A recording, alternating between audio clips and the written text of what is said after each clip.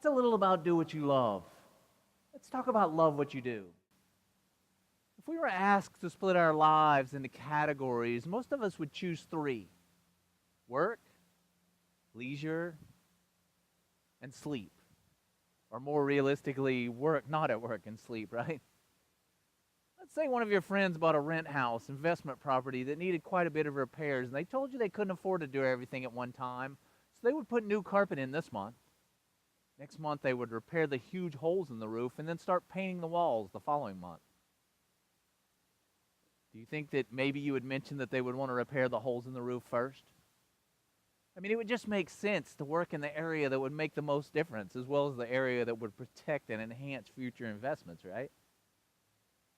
Since we spend the major portion of our waking day at work and we're going to try to live more of our life inside the parentheses, let's start there. First, I'd like to address the people in this room that work in sales.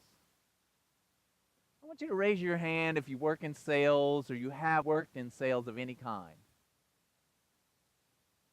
I want you to keep your hands up for just a minute because I want everyone else to raise their hand. This is more accurate. Every one of us are in sales. The first people that raise their hands are in sales of some sort within this or some organization. They, as well as the rest of us, are in sales of a much more important product. The product is you. You're selling a product and you have customers lined up to decide how much they like it.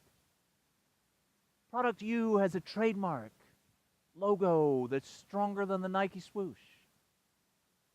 You don't have to hire Tiger Woods and everything that goes along with that to represent your product. Because you represent your product everywhere you go. Everything you do, everything you say, and most importantly, with your attitude and level of integrity. Your representation of your product leaves a long-lasting residual trail behind it that changes everything about the possibilities in your future. When you walk into a room where your name is mentioned, your trademark, logo, flashes into the front of everyone's mind. What do you want people to see when they think about you?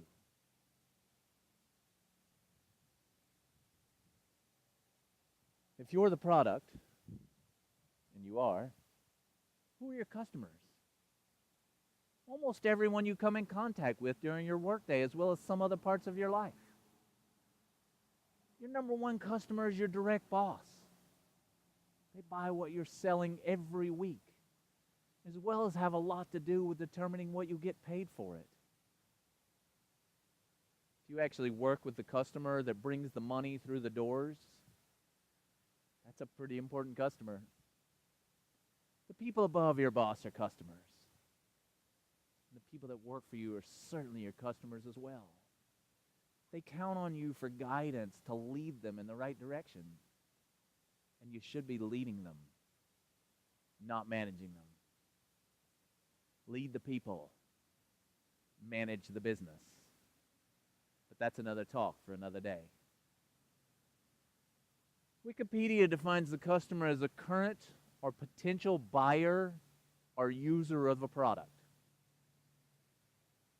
So we've determined what the product is, you, and we now know who the customers are, almost everyone else. Who is the most important person in this equation?